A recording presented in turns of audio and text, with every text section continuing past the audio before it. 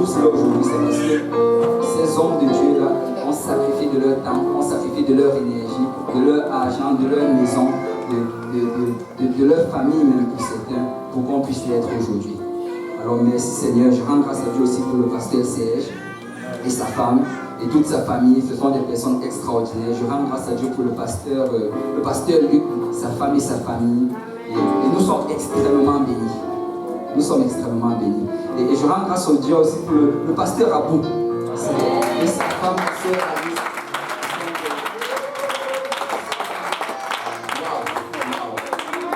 Vous savez, on n'a pas seulement la double bénédiction.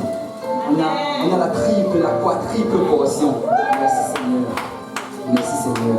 Et vous savez, souvent, pendant l'année, on ne prend pas souvent le temps de le mentionner, mais il y a beaucoup de personnes qui travaillent en arrière et qui ne reçoivent pas souvent la reconnaissance. Mais laissez-moi vous dire qu'ils travaillent dur. Il y a des gens qui travaillent dur. Et je rends grâce à Dieu pour le frère Yannick.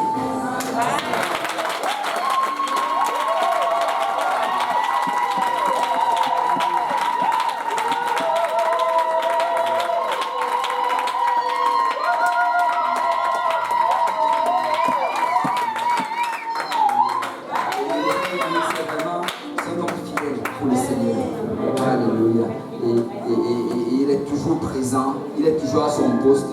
Si tu veux donner une tâche à quelqu'un, je suis sûr qu'elle va être faite. Tu peux le voir quand tu fais mal dessus. Alléluia.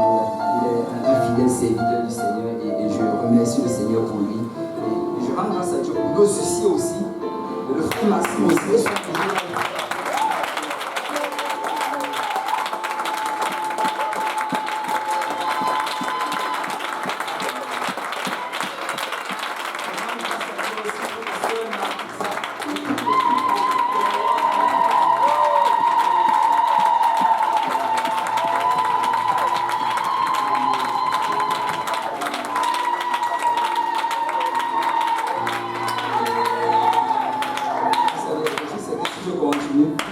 Je vais juste expliquer parce que c'est juste tout avec ton bonheur, tu es extraordinaire. Merci Seigneur. Je me ressens privilégié de vous connaître et je remercie vraiment le Seigneur pour chacun d'entre vous. Parce que chacun d'entre vous a une influence particulière dans ma vie personnellement. Et je vous remercie pour vos prières, je vous remercie pour votre encouragement et merci. Et au nom de J. Péniel, je vous remercie. Et je rends grâce à Dieu aussi pour ma femme qui n'est pas là aujourd'hui.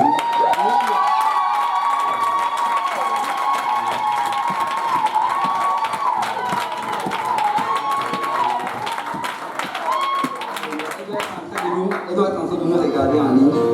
S'il y a quelqu'un qui est fidèle pour regarder les services, qu'elle n'est pas ici, elle ne manque rien. Je rends grâce à Dieu aussi pour elle. Elle n'a pas pu venir, comme certains le savent, elle a accouché il y a cela 2 jours. Elle a encore un peu de douleur et l'enfant est encore très petit. Donc elle n'a pas pu venir. Et personnellement, en fait, je ne savais pas, je voulais venir, mais je n'osais pas demander. Parce que bon, je disais que c'était approprié de rester avec elle. Mais c'est elle-même qui est venue me dire qu'il faut que tu ailles ici. Bravo Seigneur, merci pour une femme pareille. Merci Seigneur. Alléluia.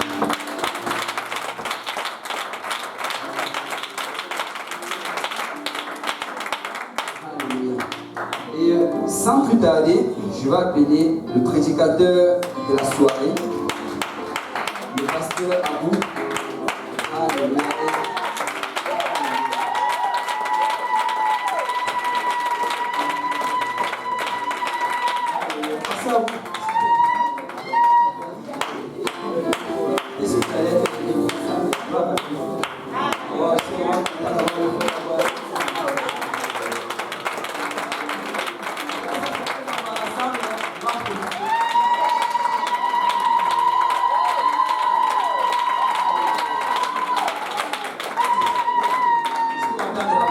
Aujourd'hui et c'est vraiment un homme de Dieu et je vois vraiment comment le Seigneur n'arrête pas de l'amener dans une plus grande profondeur dans le Seigneur et nous sommes extrêmement bénis de l'avoir avec nous. Un enseignant extraordinaire. Alléluia. Alors sans plus tarder, je vais lui passer le micro afin qu'il apporte ce que le Seigneur a mis dans son cœur. Amen. Alors si on peut battre nos mains pour le Seigneur.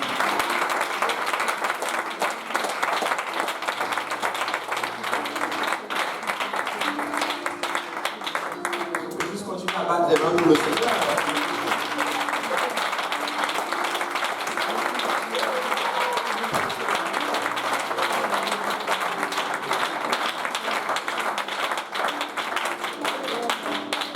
Gloire à Dieu tout le monde.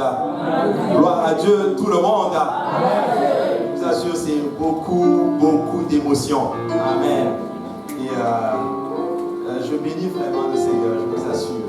Et quand le pasteur Lionel m'a dit qu'il voulait que je prêche aujourd'hui, c'était juste ok.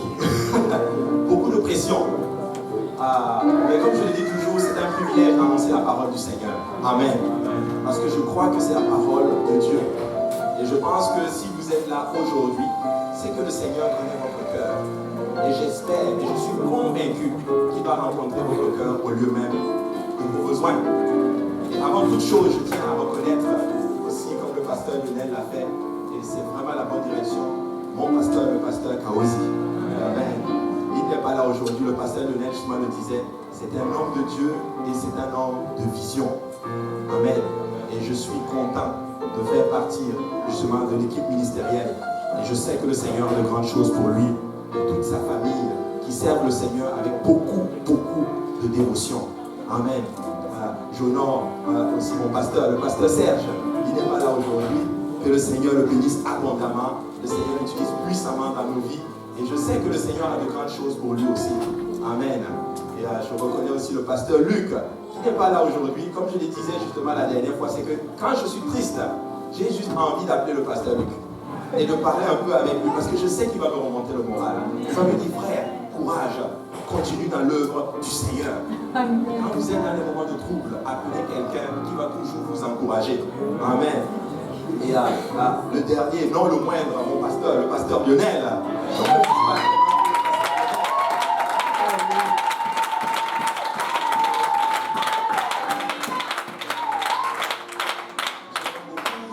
J'aime sa famille et tout. Et je me rappelle la première fois que je suis arrivé à l'église. Je suis descendu au sous-sol. Je ne sais plus, c'était la classe où tu fais l'étude biblique. C'était la classe et je suis descendu. Il y avait une étude biblique là-bas, mais je connaissais le pasteur Lionel bien avant. Je le connaissais quand il n'était pas dans l'église. Et quand je rentre dans la salle, Achille m'invite, dès que je rentre dans la salle, j'ai dit non, pas toi ici. Mais je vois justement Lionel assis ici. Toi, tu as donné ta vie au Seigneur. Et ce qui m'a frappé justement en lui, c'est qu'il a commencé à me raconter son témoignage. Il m'a dit comment le Seigneur l'avait sorti du monde et comment le Seigneur l'avait amené dans sa grâce. Et ça m'avait beaucoup touché. Et je bénis le Seigneur pour quelqu'un comme lui, parce qu'il m'encourage aussi beaucoup. Et je passe beaucoup de temps aussi à l'observer et j'apprends beaucoup étant à ses côtés. Que le Seigneur te bénisse, toi et toute ta famille. Que le Seigneur vous bénisse, vous tous. Travailler pour le Seigneur, il vous le rendra au centuple, au nom de Jésus. Avant toute chose, je vais demander au pasteur de prier pour le service. Nous on peut tous se lever. Seigneur Dieu Tout-Puissant, béni sois-tu, Papa. Nous te louons et nous te rendons grâce, Papa, pour tes merveilles, pour ta bonté, ta miséricorde dans notre vie, Papa. Merci pour ta présence, Seigneur, qu'on peut ressentir en ce lieu, Papa. Père Céleste, tu as déjà fait de grandes choses, Seigneur.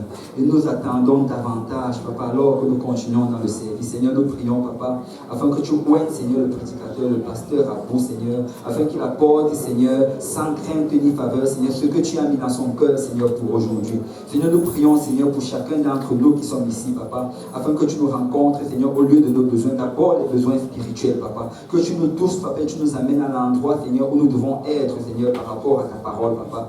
Et nous prions également, Seigneur, afin que ce que nous allons recevoir aujourd'hui, que nous puissions, Seigneur, la garder dans notre cœur, Seigneur, et qu'elle nous transforme, Seigneur, et qu'elle nous conserve jusqu'à la vie éternelle, Papa. C'est avec action de grâce que nous t'avons prié. Je l'attends de te dire au nom de Jésus. Au nom de Jésus. Au nom de Jésus. Au nom de Jésus. Au nom de Jésus. Au nom de Jésus. Au nom de Jésus. Au nom de Jésus. Alléluia, si on peut juste parler.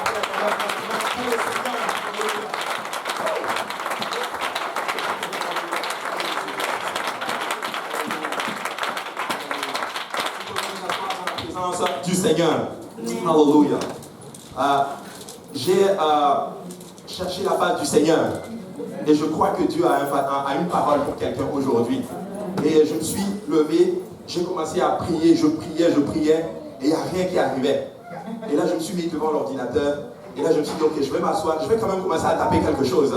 Et je me suis assis, et je suis allé dans le salon, j'ai pris l'ordinateur, je suis venu, je l'ai branché, je l'ai ouvert, je m'assais, et puis je commençais à taper quelque chose. Il n'y a rien qui arrive.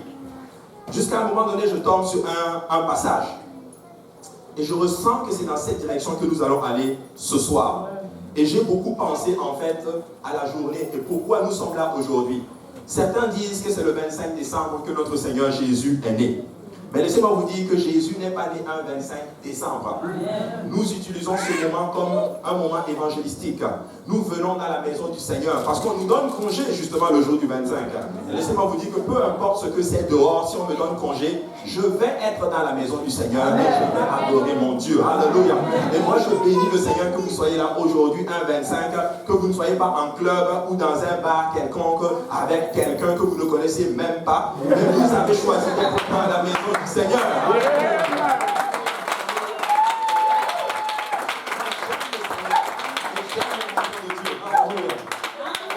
Et certains disent qu'il est né le 25. Et je regardais récemment justement, j'essaie de trouver en fait quelle est la vision que les gens ont de Jésus justement dans ce monde moderne. Et je crois que Jésus est le personnage le plus complet que l'humanité ait porté.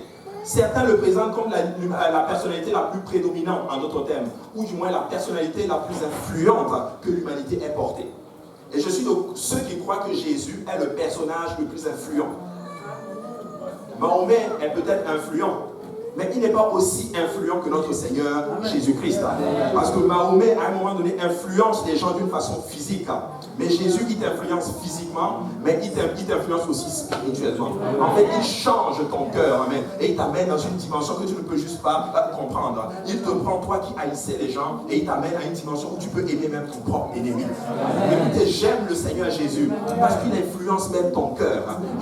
Oui, il s'intéresse à ton corps. Oui, il s'intéresse à tout aspect de ta vie. Mais quand il te prend, alléluia, il influence ton cœur. Et toi qui n'étais pas capable de t'asseoir avec quelqu'un et discuter avec quelqu'un, tu t'assois même avec ton ennemi et tu lui demandes comment ça va aujourd'hui. Je vais prier pour toi aujourd'hui. Je vais prier pour mon ennemi. Et même si tu me persécutes, tu sais quoi, je vais prier pour toi. Même si tu ne m'aimes pas, moi je t'aime. Ça, c'est Jésus seul qui peut faire cela. Et je suis content de servir la personnalité la plus influente que l'humanité porte. Et si vous parcourez toutes les religions, vous allez vous rendre compte qu'il y a une trace de Jésus-Christ. J'ai été musulman à un moment donné de ma vie, et j'espère que ce n'est pas la plus longue partie de ma vie. Quoique beaucoup, mais peu importe le temps que je sers le Seigneur, ces quelques années sont beaucoup plus puissantes que les 24 dernières années de ma vie. Et dans l'islam, on parle de Jésus. On le présente un peu comme un simple prophète. On le présente comme un simple homme, comme un humain qui est venu, qui a fait juste du bien. Mais laissez-moi vous dire que Jésus n'est pas un simple prophète. Oui, il est prophète, mais il est au-delà d'un prophète. Il est Dieu dans la chair.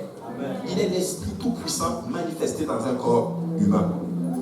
Ils disent qu'il n'a pas été crucifié, comme je le disais la dernière fois.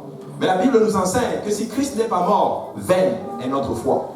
Je vous assure, si Jésus n'est pas mort, nous sommes en train de perdre notre temps dans ces bancs. Mais je vous assure, Jésus est mort, Jésus a été enseveli et Jésus a ressuscité le 3e jour.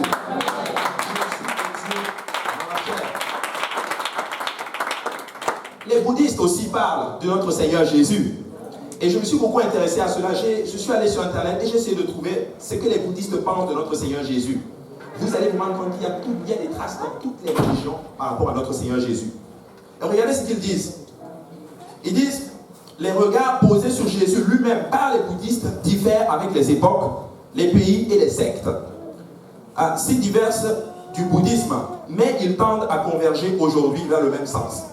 Les jugements les plus sévères furent formulés par les Chinois, mais il est assez difficile de distinguer en eux ce qui revient précisément aux bouddhistes, de ce qui fut exprimé par les confucianistes et les taoïstes. Jésus, déclarait-il, ne fut qu'un homme condamné à mort pour avoir suscité de graves troubles publics. Ça, c'est ce que les bouddhistes disent. Pour pour avoir perturbé justement cet ordre social auquel toutes les traditions orientales étaient attachées. Ils disent que la mort ignominieuse infligée à Jésus, soumis au supplice de la croix comme un criminel, et les cruelles souffrances qu'il a subies ne sont aux yeux des bouddhistes que les fruits, les effets de ses mauvaises actions passées et en rapport avec la gravité de celles-ci. Ah, on va juste couper ça tout court, c'est juste du mensonge. Jésus est allé à la croix à cause de nos péchés, pas à cause de ses propres péchés. Amen. Mais regardez ce qu'ils disent.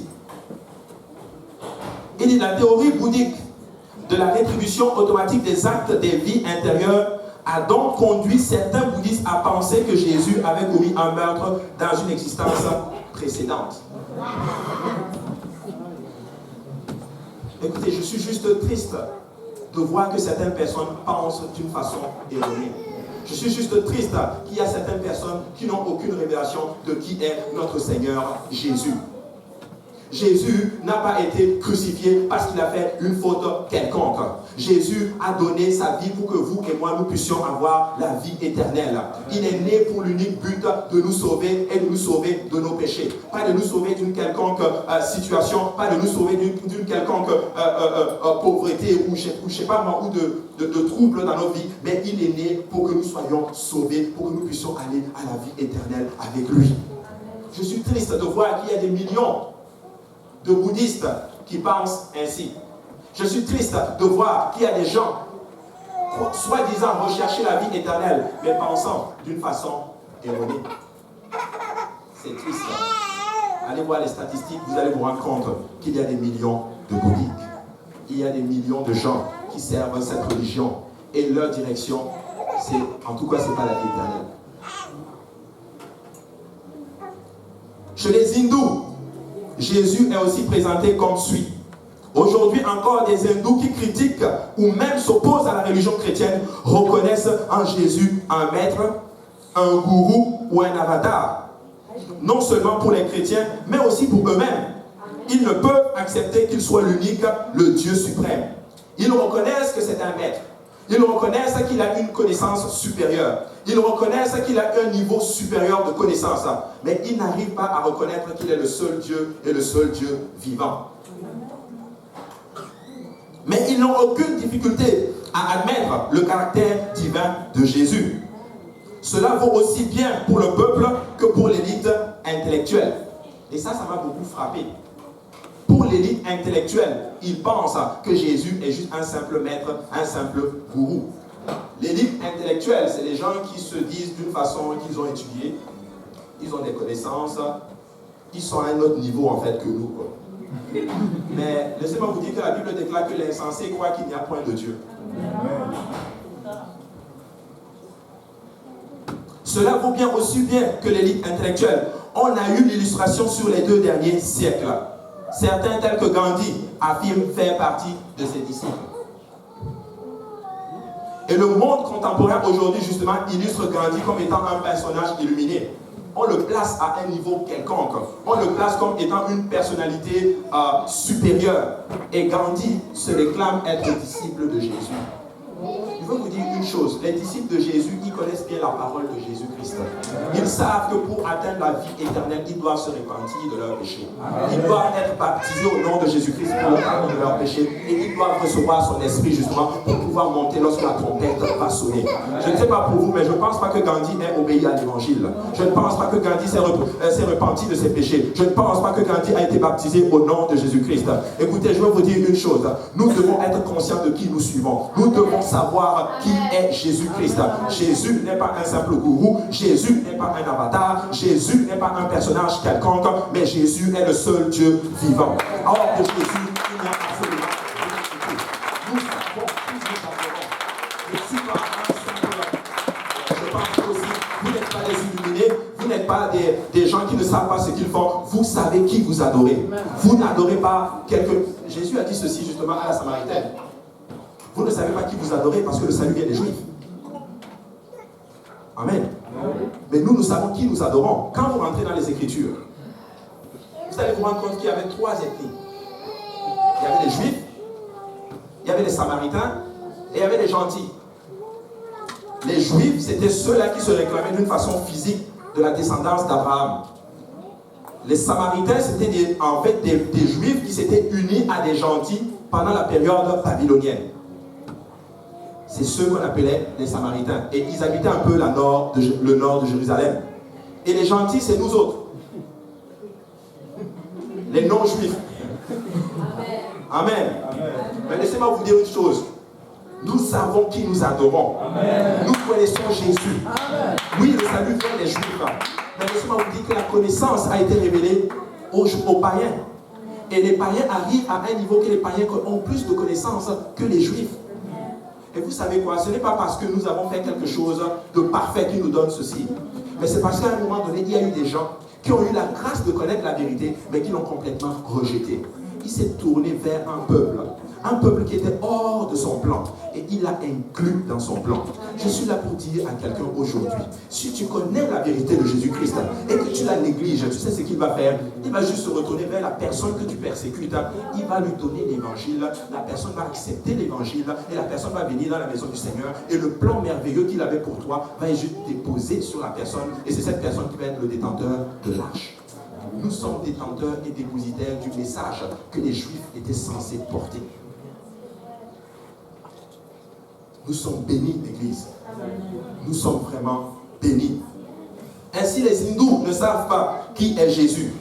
Et ce serait triste d'arriver à une place où nous connaissons quelqu'un d'une façon erronée. Et nous voyons donc Jésus dans presque toutes les religions. Je ne les ai pas toutes faites, mais vous allez vous rendre compte qu'une trace de Jésus apparaît dans toutes les religions. Pourtant, la Bible présente Jésus comme le seul et unique sauveur de la race humaine. Elle va plus loin, elle le présente comme le seul Dieu vivant. Sa naissance, tout d'abord miraculeuse, diffère de toute autre naissance et aucune personne illuminée n'a jamais connu une telle naissance. Je n'ai jamais vu quelqu'un aussi illuminé qu'il soit naître d'une vierge sans un père biologique. Ça fait du sens. Ni Confucius, ni Mahomet, ni Bouddha, ni Gandhi, vous pouvez toutes les citer. Je n'ai pas vu quelqu'un qui est né d'une vierge sans avoir un père. Mais Jésus est né sans avoir un père biologique. Parce qu'il est Dieu, il décide de comment il vient. Il dit, je vais leur montrer que je suis le seul Seigneur. D'abord, ma naissance va juste être miraculeuse. Ma naissance va juste être différente comme les autres humains. Pour qu'ils sachent que je ne suis pas un simple humain, mais je suis le Dieu vivant et je viens comme je veux. Et vous dites, il n'est pas question de ce que nous sommes, mais il est question de ce que Dieu est. Amen. N'arrive pas à une place où tu comptes sur tes propres moyens. Peu importe ce que les gens t'ont dit, mon Dieu est fort, mon Dieu est capable de faire toutes choses. Jésus est le seul. En passant, le titre de mon message aujourd'hui, c'est un fils nous est né. Amen. Et nous allons parler un peu justement de la naissance de notre Seigneur. Sa naissance a d'abord été annoncée justement à une vierge, Marie. L'ange se présente à Marie et l'ange lui dit, tu seras enceinte parce que tu as trouvé grâce aux yeux de l'Éternel. Voici de quelle manière, dans Matthieu 1, verset 18, de quelle manière arriva la naissance de Jésus, Christ. Marie, sa mère, ayant été fiancée à Joseph, se trouva enceinte par la vertu du Saint-Esprit, avant qu'ils puissent habiter ensemble. Joseph, son époux, était un homme de bien, et qui ne voulait pas la diffamer, se proposa de rompre secrètement avec elle. J'ai un peu pensé à la situation. Vous imaginez, vous êtes fiancé à une belle dame, vous vous apprêtez à l'épouser, vous avez même déjà fait, vous avez déjà loué la salle, qui coûte à peu près $1 500. Vous avez déjà choisi, vous avez déjà fait tout ceci. Et d'un bon coup, la chère dame vient vous dire que je suis enceinte.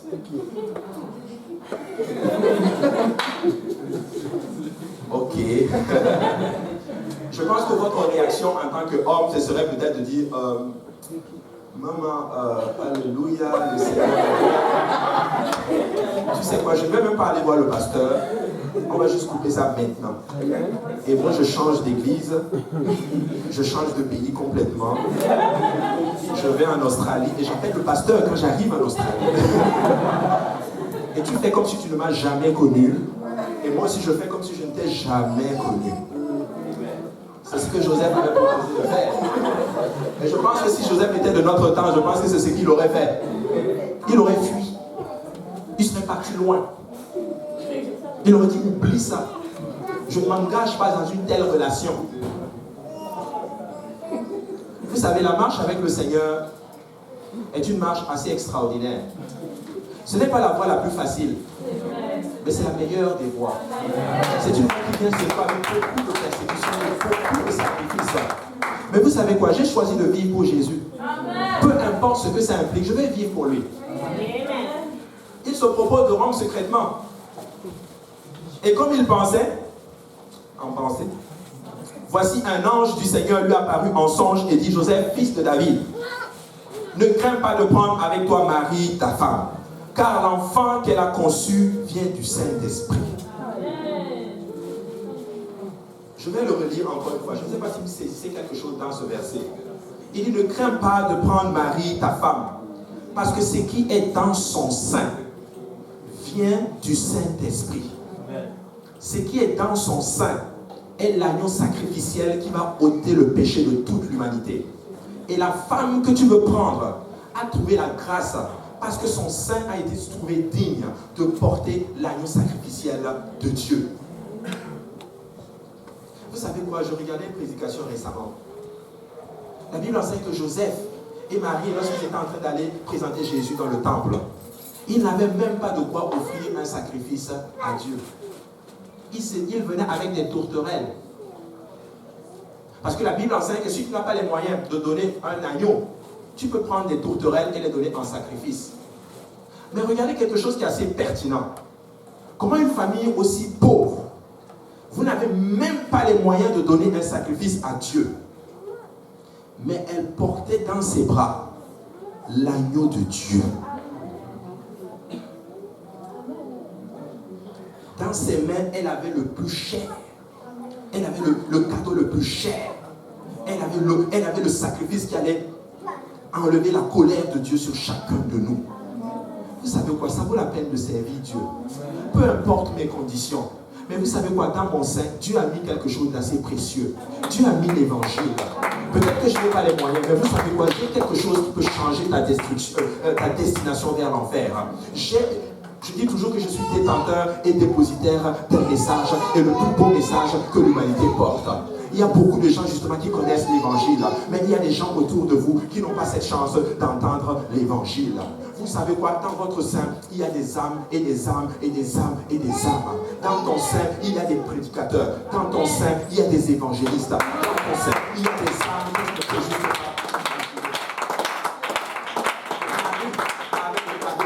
Le plus cher, alors qu'elle n'était même pas capable de donner un sacrifice à Dieu pour son propre sacrifice. Amen. Et j'y ai pensé, j'ai dit: Seigneur, aide-nous. Seigneur, j'aimerais tellement arriver à un niveau de proximité avec toi que je suis prêt à tout sacrifier pour la cause de ton nom. Et dit: tout cela arriva afin que s'accomplisse ce que le Seigneur avait annoncé par le prophète. Voici, la Vierge sera enceinte, elle enfantera un fils et on lui donnera le nom d'Emmanuel, ce qui signifie Dieu est avec nous. Joseph s'étant réveillé, fit ce que l'ange du Seigneur lui avait ordonné et il prit sa femme avec lui. Il était prêt à affronter le monde. Il était prêt à affronter n'importe quelle situation. Il était prêt à affronter peu importe ce que ça engendre. Si c'est la volonté de Dieu que je prenne cette femme et que je m'engage avec elle, parce que c'est le plan de Dieu, je vais le faire. Je suis là pour dire à quelqu'un, peu importe ce que ça engage, la marche avec le Seigneur, lève-toi et engage-toi dans la marche avec le Seigneur. Parce qu'en toi, Dieu veut t'utiliser d'une façon extraordinaire. Dieu veut t'utiliser d'une façon puissante. Alléluia. Mais il ne l'a connu point jusqu'à ce qu'il ait enfanté un fils auquel il donna le nom de Jésus. Il est né dans une étable au milieu des animaux. Et malgré un lieu lugubre, il a reçu la visite de certains bergers qui voyaient en lui, qui voyaient cet événement comme étant une rencontre divine. Dieu a été fait en chair. Plus tard, étant toujours dans des conditions précaires, il reçoit la visite de mages. Vous imaginez Dieu Tout-Puissant naître dans une étable au milieu des caca et des pipis des animaux. Et même malgré dans ce lieu, il y a des mages qui viennent le rencontrer. Même étant dans des milieux précaires, il y a des gens qui sont prêts à aller le voir. Il y a des gens qui sont prêts à tout donner. Parce que ces mages, ils ont couru. En fait, ils sont allés juste à l'encontre du roi Hérode. Parce que Hérode planifiait de le tuer. Et divinement averti en songe, ils ont changé de direction. Mais ils sont allés voir celui-là qui est né dans une étape. Jésus est né dans des conditions assez lugubres. Quand il est né, ça a été prophétisé qu'il va vivre dans la souffrance et dans la douleur. Vous imaginez, dès que tu nais, on trace déjà ta destinée, on trace déjà ta vie. Bon, il va souffrir les coups, il va être tout le temps au chômage, il n'aura jamais rien à manger dans sa vie, il va être persécuté, on va tout le temps l'insulter. Mais c'est ça sa vie. Avant qu'il naisse, c'était déjà écrit qu'il allait souffrir, homme de douleur, habitué à la souffrance. Vous imaginez si on trace ta vie comme ça, dès que tu nais, c'est ça qui est marqué sur ton carnet, ta destinée. Mais vous savez quoi, ça prenait ça pour que toi et moi nous puissions avoir une destinée meilleure. Ça prenait ça pour que toi et moi nous puissions vivre dans la grâce de Dieu. Vous n'aurez jamais rien sans sacrifice. Nous n'allons jamais voir le réveil dont on attend sans faire de sacrifice. Nous devons arriver à une place où nous mettons les plans de Dieu en premier. Nous devons arriver à une place où nous regardons le Seigneur Jésus et dire au Seigneur, fais de moi ce que tu veux. Prends-moi et utilise-moi à la dimension à laquelle tu veux m'utiliser. Parce qu'il y a encore justement des choses qui nous retiennent encore. Dieu ne va jamais utiliser un vase qui n'est pas totalement lavé et pur. Dieu veut nous utiliser, mais il y a encore beaucoup de colère. Il y a encore beaucoup d'orgueil. Il y a encore beaucoup peut-être de murmures par exemple. Il y a encore toutes ces choses qui nous retiennent. Dieu veut passer dans ce corps-là pour aller utiliser, mais il y a la colère qui bloque. La colère bloque. Dieu dit, ok, laisse tomber la colère pour que je puisse transférer et toucher l'âme qui est derrière toi. Hey, tu fais une étude biblique, mais tu as l'impression que les choses n'avancent pas. Analyse ta propre vie. Analyse ta propre vie. Est-ce qu'il y a quelque chose en moi qui empêche que je n'arrive pas à toucher spirituellement la personne? Je n'arrive pas à toucher, à amener la personne à un autre niveau de compréhension.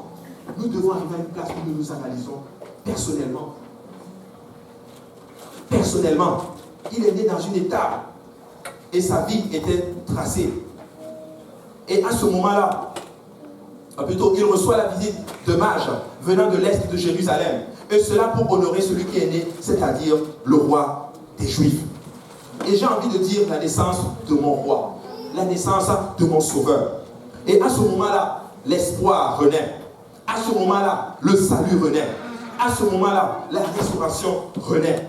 La naissance de Jésus est la plus belle naissance et le plus bel événement que le monde ait porté. La naissance de Jésus, je le répète, est le plus bel événement que la terre porte. Sa naissance annonce un changement. Sa naissance annonce la fin de la captivité et sa naissance annonce le salut de l'humanité. Mais je me suis aussi intéressé à ce que les chrétiens eux-mêmes, ceux-là qui ont vécu avec lui, qu'est-ce qu'ils nous disent concernant ce Jésus? Parce que, pourquoi vous allez peut-être vous poser la question, mais pourquoi il parle tout le temps de Jésus? Parce qu'on est là pour lui, là. Il est la seule raison pour laquelle on est là. Amen.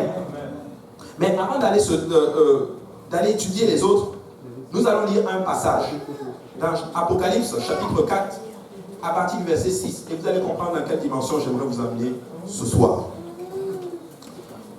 Apocalypse, chapitre 4, verset 6, il dit « Il y avait encore devant le trône comme une mer de verre semblable à du cristal.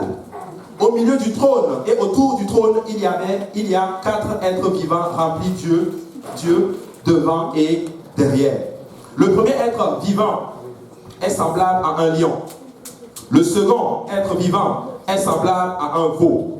Le troisième être vivant a la face d'un homme. Et le quatrième être vivant est semblable à un aigle qui vole. Et vous allez peut-être vous demander, mais qu'est-ce que ça a à voir avec notre Seigneur Jésus? Vous allez voir quelque chose de pertinent.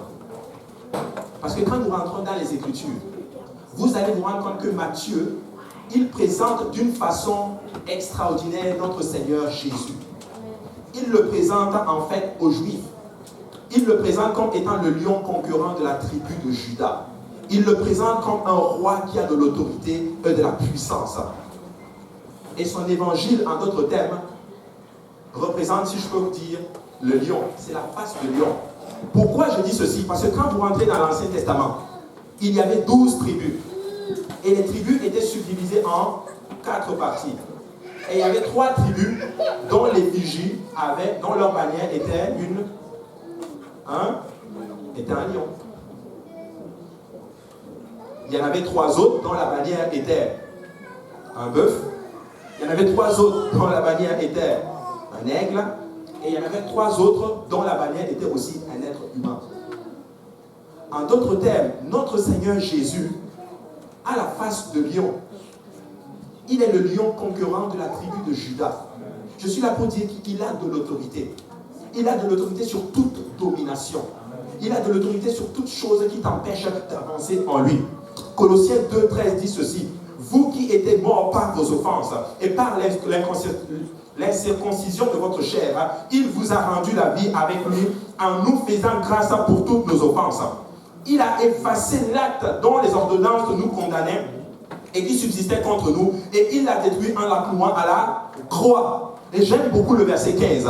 Il a dépouillé les dominations et les autorités et les a livrées publiquement en spectacle en triomphant d'elles à la croix.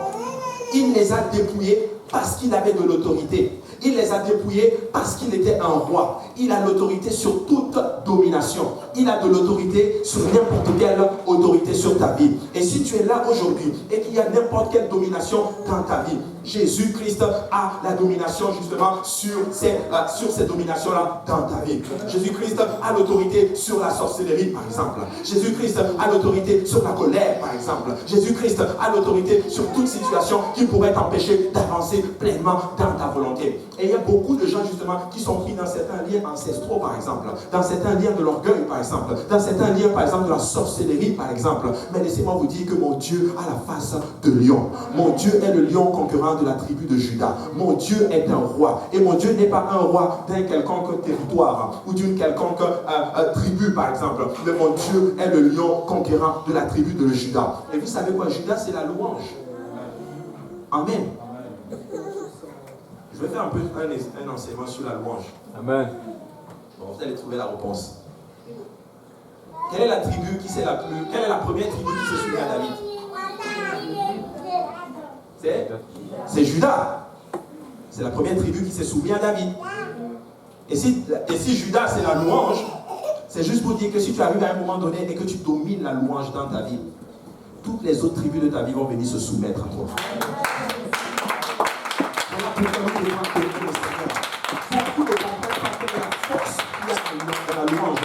Il faut que tu te lèves à un moment donné, peu importe les circonstances. Je vais l'adorer parce que c'est un roi. Un roi mérite la louange. Un roi, lorsqu'il passe, c'est des fanfares. Lorsqu'un roi, lorsqu'il passe, c'est des cris de joie. Écoutez, pourquoi nous ne pouvons pas adorer le Seigneur Jésus-Christ pour ce qu'il a fait pour nous? Écoutez, il a dépouillé les dominations. Quand vous rentrez dans les anciens temps, vous allez vous rendre compte que quand les rois avaient de la victoire sur un roi, par exemple, voisin, par exemple, vous savez ce qu'ils faisaient?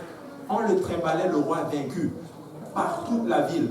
On le dépouillait complètement, il le couchait à terre et il posait son pied sur son cou pour montrer à tout le monde que je l'ai vaincu. C'est ce que Jésus a fait à Satan.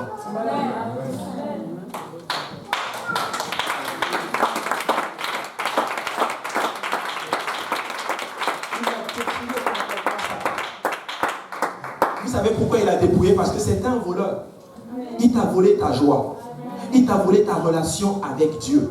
Il t'a volé justement, il t'a volé ta relation avec même tes frères. Il a tout volé. Il a fait de toi ce que tu es aujourd'hui. L'angoisse dans laquelle tu es, c'est Satan.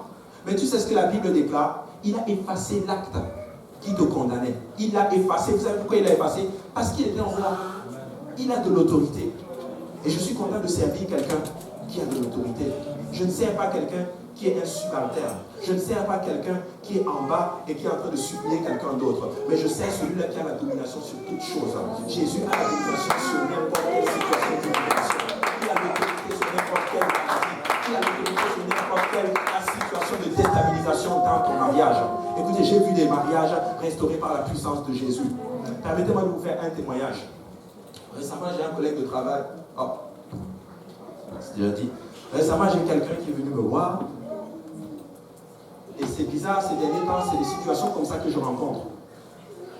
Il me parle de sa situation à la maison, il me parle de sa famille et tout. Il me dit, il y a ci, il y a ça, il y a ça. Ça ne va plus. Et je l'ai juste dit ceci. Fais confiance à Jésus. Et aime ta femme. Récemment, il est venu me dire, frère, ça a marché. J'ai même regagné la chambre. Récemment, il a même pris une semaine de congé. Je lui ai dit, frère, c'est bon, prends même 2. Amen. Vous savez quoi? Dieu restaure les mariages. Dieu restaure beaucoup de choses. Dieu restaure les jeunes. J'ai vu des jeunes qui étaient dans, et beaucoup ici justement étaient dans n'importe quel lien. Si on vous donnait, je ne vais pas exposer des gens ici là, mais si on parlait par exemple du frère Simplice, il me regarde. Je l'ai connu. Je l'ai connu un peu, il m'a dit. Et je pense qu'il y a quelques années, à cette même période, je pense qu'il, comme le pasteur Graham disait, je pense que c'était peut-être des bouteilles, n'est-ce pas? C'était des bouteilles, n'est-ce pas, mon frère? Regardez ce que le Seigneur a fait aujourd'hui. Il est dans la maison.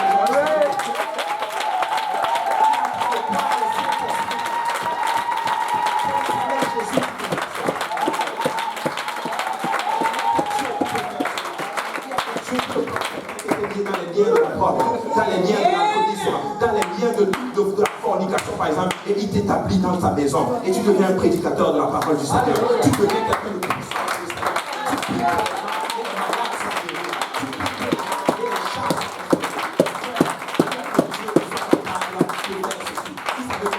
Jésus est en toi. C'est le lion conquérant de la tribu de Judas. Vous savez, quand un lion marche, il marche avec assurance.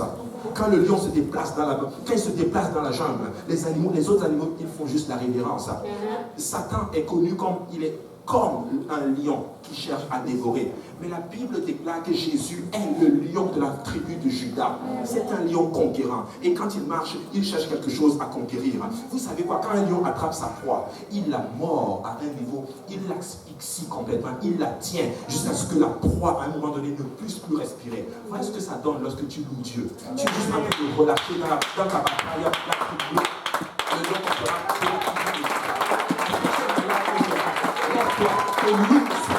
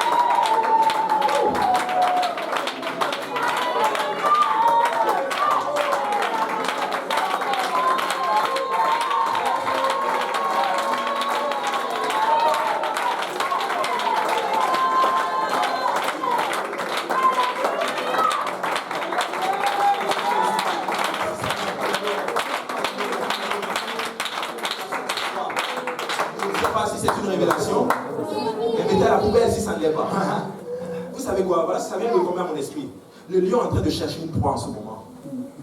Il est en train de chercher la colère de quelqu'un pour la dévorer. Il est en train de chercher en fait, la peur de quelqu'un pour la dévorer complètement. Le lion est en train de marcher en ce moment dans ces salles, dans cette salle. Quand le lion se déplace, quand il...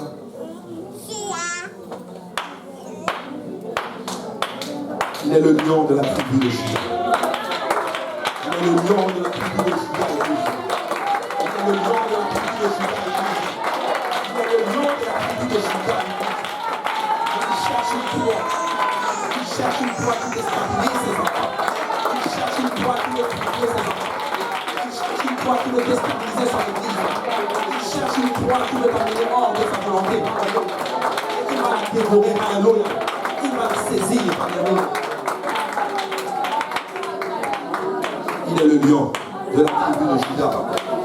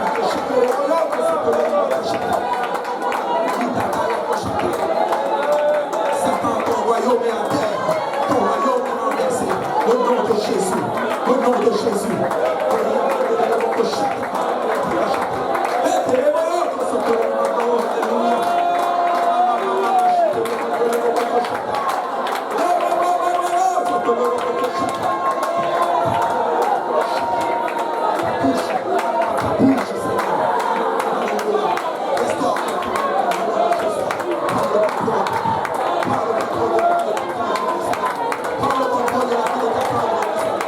Prends le contrôle de la vie de ta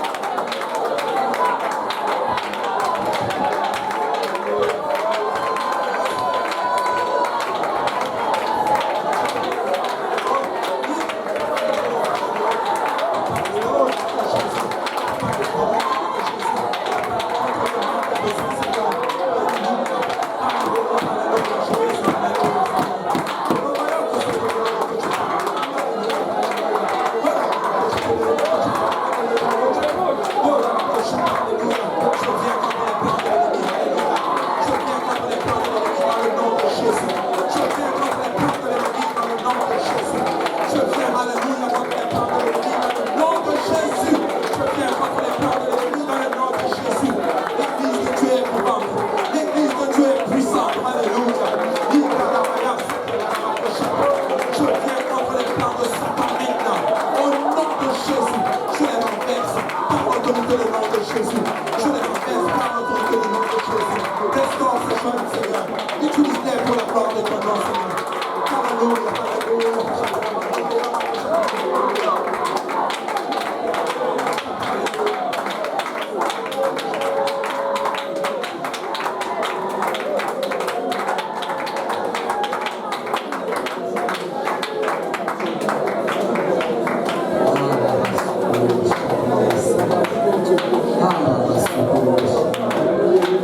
Alléluia. Alléluia. Alléluia. La présence de Dieu est parmi nous. Et nous allons juste continuer dans cet esprit de louange et d'adoration et d'intercession. Et je crois que c'est approprié si on peut s'avancer en avant. Si tu peux prendre ton voisin par la main et venir avec ton voisin en avant. On va se réunir en avant comme une bonne famille, la famille de Jésus-Christ.